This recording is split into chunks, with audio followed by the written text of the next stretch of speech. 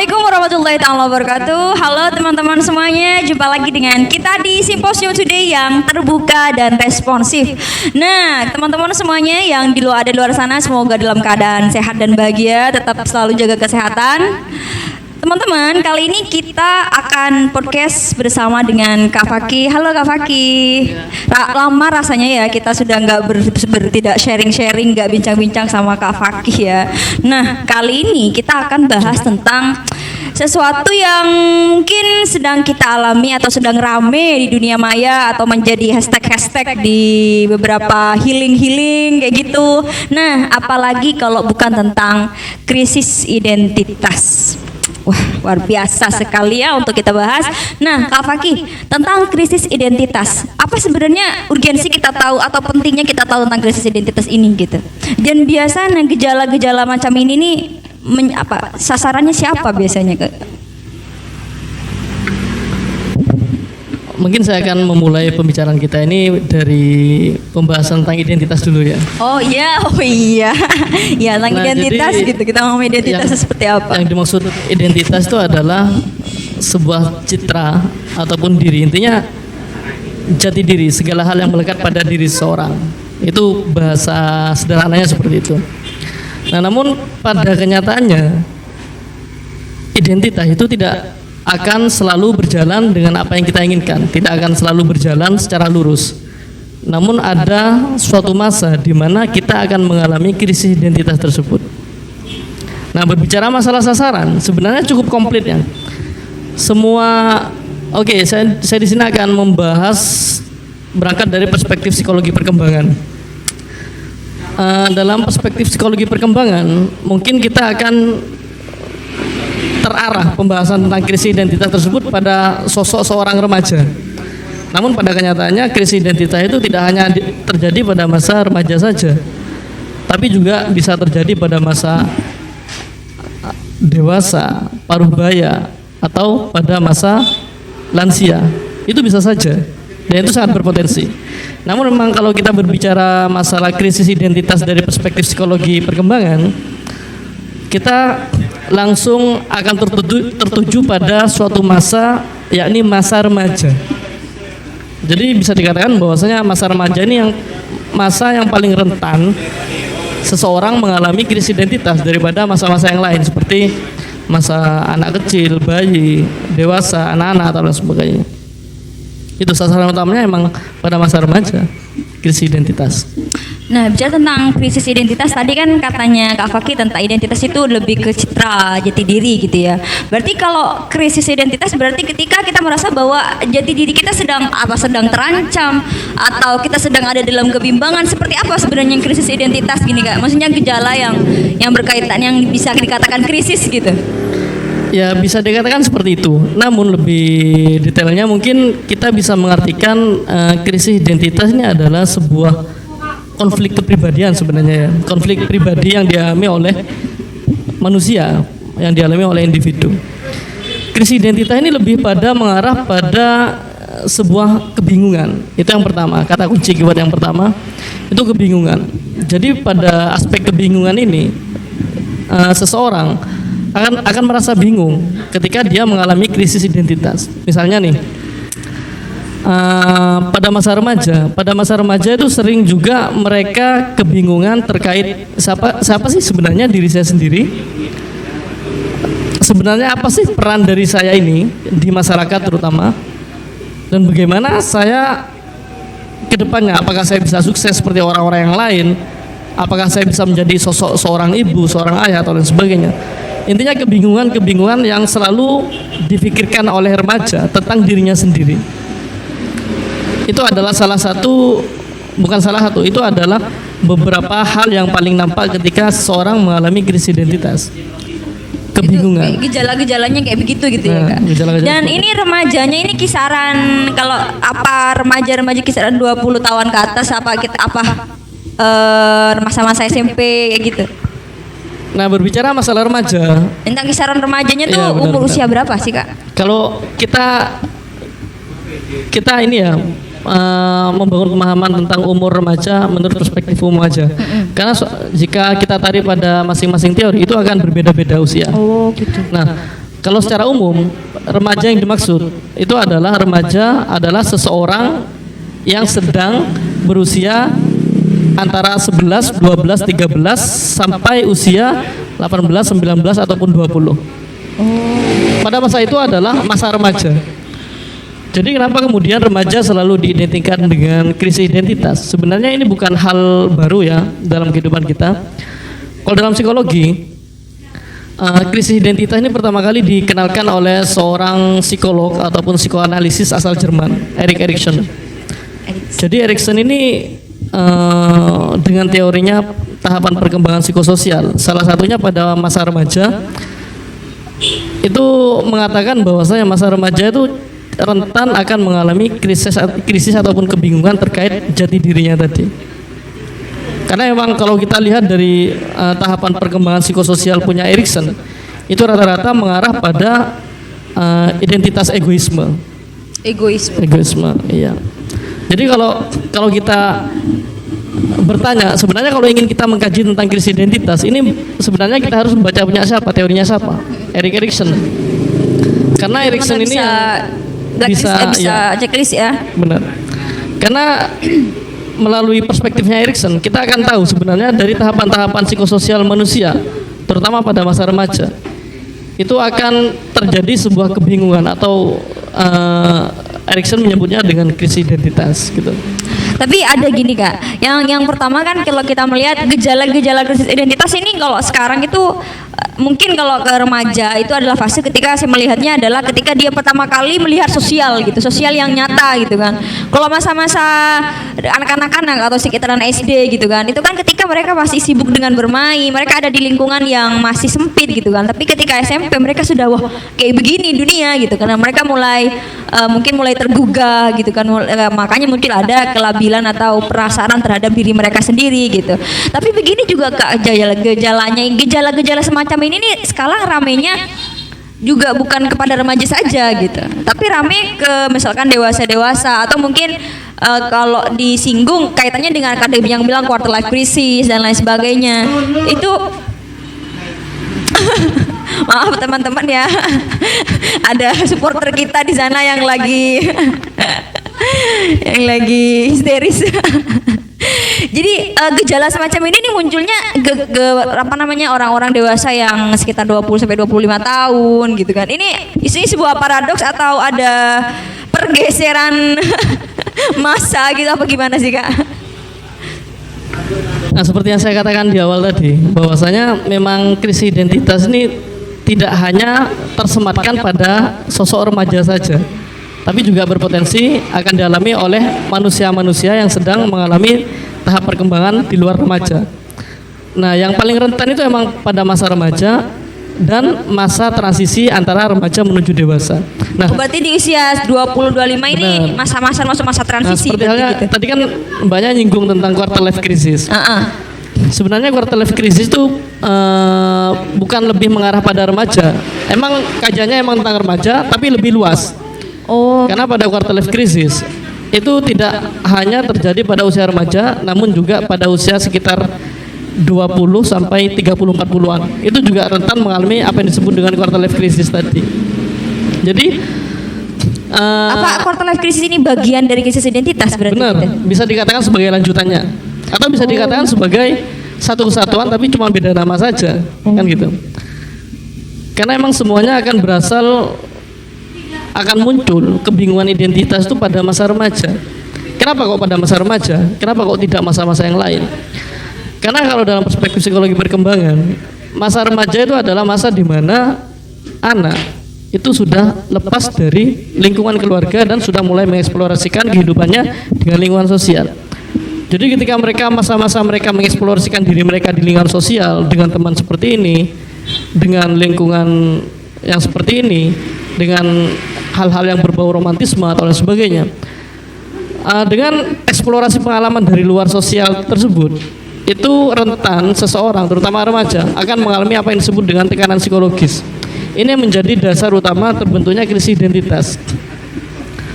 Jadi tekanan-tekanan psikologis dari bagaimana remaja bisa mengeksplorasikan diri mereka dengan lingkungan sosial itu kemudian bisa membuat remaja stres, depresi, bahkan kemudian bisa semakin meluas di krisis identitas. Jadi kalau misalkan ada yang dari remaja krisis identitas sampai umur, kalau circle-nya Kak Fakih kan tadi sampai 30-an. Berarti ini fasenya panjang banget berarti Iya, ya. Berarti panjang krisis banget, identitas dari mulai dia remaja sampai umur 30-an tahun benar. gitu.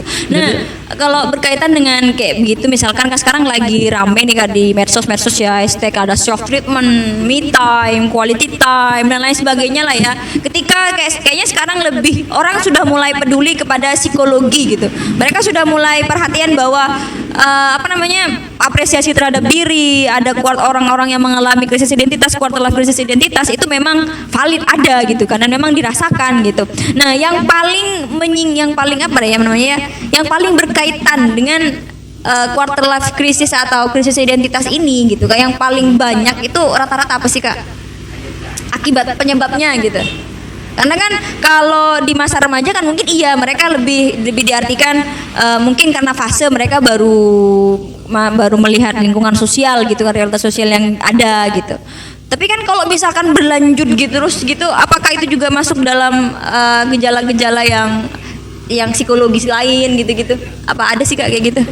Ya benar. Krisis identitas ini tidak bisa kita biarkan ya pada dasarnya, karena ini meskipun pada dasarnya ini lumrah terjadi pada masa remaja, namun jika ini dibiarkan, ini juga akan berdampak pada kehidupan remaja pada masa-masa selanjutnya dengan adanya quarter life crisis tadi. Nah, kenapa kemudian ini bisa terjadi? Itu yang pertama. Nah, jawabannya adalah karena pada masa remaja itu adalah masa-masa transisi di mana mereka akan mengalami masa peralihan dari masa sebelumnya, masa anak-anak, menuju masa-masa dewasa. Nah, pada masa remaja, anak itu sudah mulai mengerti apa itu arti tentang tanggung jawab. Jadi ketika anak-anak sudah atau remaja sudah mulai mengerti tentang nilai dan tujuan hidupnya, terutama bagaimana dia kemudian bisa bermanfaat bagi sekitar, bertanggung jawab, itu kemudian akan selalu muncul apakah harapan masyarakat itu sesuai dengan kondisi dirinya yang sebenarnya. Sehingga banyak kemudian remaja mengatakan bahwasanya sebenarnya saya ini cocok gak sih berperan di masyarakat? Jangan-jangan saya gak cocok. Waduh, saya ini kayaknya gak cocok. Saya ini takut di kemudian hari takut gagal. Saya takut tidak menjadi orang sukses. Itu kemudian pertanyaan-pertanyaan yang muncul karena banyaknya tekanan-tekanan psikologis tadi. Karena banyaknya beban-beban psikologis disertai dengan adanya mulai munculnya rasa-rasa tanggung jawab.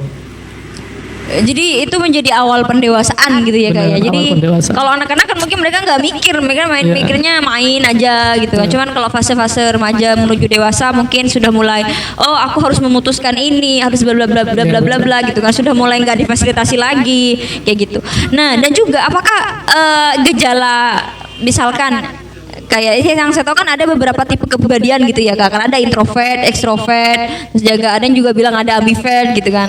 Nah, apakah gejala kan ada yang bilang bahwa insecurity atau rasa ketidakpercayaan diri yang juga mungkin menjadi gejala quarter life crisis itu selalu dialami orang-orang yang introvert. Apakah introvert itu ada kaitannya dengan orang-orang yang seperti itu gitu, atau yang orang-orang yang sedang mengalami quarter life crisis gitu, atau karena mereka terlalu lama di quarter life crisis, di krisis identitas karena merasa tidak diterima secara sosial, mungkin itu bisa menyebabkan kepribadiannya seperti itu gitu.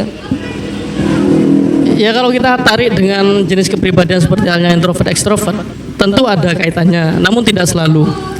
Karena tidak selalu orang introvert itu mereka yang banyak mengalami tekanan psikologis, itu tidak selalu. Karena kebanyakan orang yang memilih untuk introvert itu sebuah pilihan hidup saja. Jadi itu bukan gejala memang dari lahir, tapi itu pilihan gitu Kak. Itu tidak bisa dikatakan gejala dari lahir, karena yang paling banyak membentuk manusia, terutama kepribadian, itu selain dari faktor gen, itu juga faktor dari lingkungan. Misalnya nih, si A ini terlahir dari orang tua yang pendiam, tertutup, gak open, gak terbuka gitu kan. Tapi pada kenyataannya ketika anak tersebut sudah mulai mengenal dunia sosial, anak tersebut bisa saja tidak seperti kepribadian yang dimiliki orang tuanya. Karena kenapa? Karena faktor lingkungan itu sangat berpengaruh juga, berpotensi ataupun berkontribusi dalam membentuk kepribadian manusia. Bisa jadi anaknya kemudian bisa menjadi seorang motivator, seorang ekstrovert atau lain sebagainya. Itu bisa saja terjadi. Namun lagi-lagi kan ini yang terpenting itu adalah bagaimana pengasuhan orang tua, itu yang terpenting. Bagaimana ini adalah gitu ya. sumber atau muara dari remaja itu mengalami krisis identitas atau tidak. Kan kebanyakan remaja itu mengalami krisis identitas karena mereka terlalu banyak mengeksplorasi dengan dunia lingkungan, atau bahkan karena emang pola pengasuhan sebelumnya sebelum masuk masa remaja karena emang kurang terlalu diperhatikan oleh orang tuanya, itu juga bisa menjadi faktor penyebab, Memberi kontribusi besar gitu ya Kak terhadap kepribadian anak gitu. Nah, dan juga yang ramai kan tentang krisis identitas kan banyaknya di media sosial gitu. Apakah juga ada kontribusi atau keterkaitan atau peran faktor media sosial gitu lah gampangnya gitu ya. Faktor media sosial itu terhadap bagaimana peran psikologis atau bukan peran psikologis sih tentang krisis identitas itu dialami oleh banyak orang gitu, atau di beberapa orang-orang yang merasa bahwa dia sedang berada di fase ini gitu.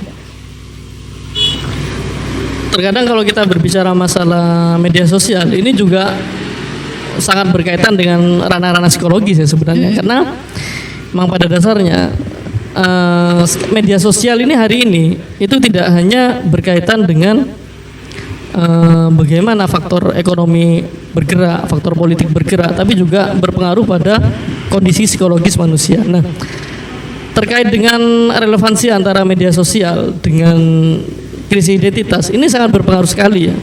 Karena kenapa? Karena tidak semua krisis identitas hari ini itu berasal dari faktor individu, emang benar-benar faktor individu. Karena memang pada dasarnya krisis identitas ini berasal dari luar. Nah, luar ini ketika kita berbicara masalah luar, salah satu aspek yang terkandung di dalamnya itu adalah media sosial. Nah, sekarang kan banyak kan kasus di mana seseorang misalnya merasa insecure karena melihat temannya di media sosial, wah sudah punya pekerjaan kayak gini, sudah menjadi direktur perusahaan atau sebagainya. Itu kan sebenarnya bisa dikatakan bahwasanya peran media sosial seperti itu juga berkontribusi dalam membentuk insecure sehingga kemudian bisa membentuk apa yang disebut dengan krisis identitas tadi. Iya sih Kak, saya juga ngerasa gitu sih kadang-kadang. Itu banyak kok sekarang, makanya gejala-gejala kayak gitu sampai tuh. ada kan dari beberapa teman-teman itu kan, ayo kita buat gerakan tutup media sosial. Karena kenapa? Karena media sosial itu adalah kalau kita terlalu larut dalam media sosial, kita cenderung mengalami membanding-bandingkan.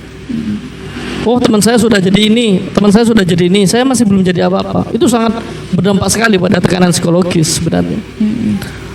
Makanya sekarang tuh banyak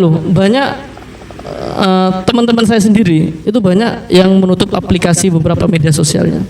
Karena itu untuk menghindari kayak membatasi gitu ya Kak, hanya beberapa media sosial mungkin yang dipakai gitu ya. Tidak, bahkan semuanya kecuali WA mungkin. Karena itu tadi, karena agar terhindar dari insekuritas atau perasaan rendah diri atau lain sebagainya tadi. Iya sih.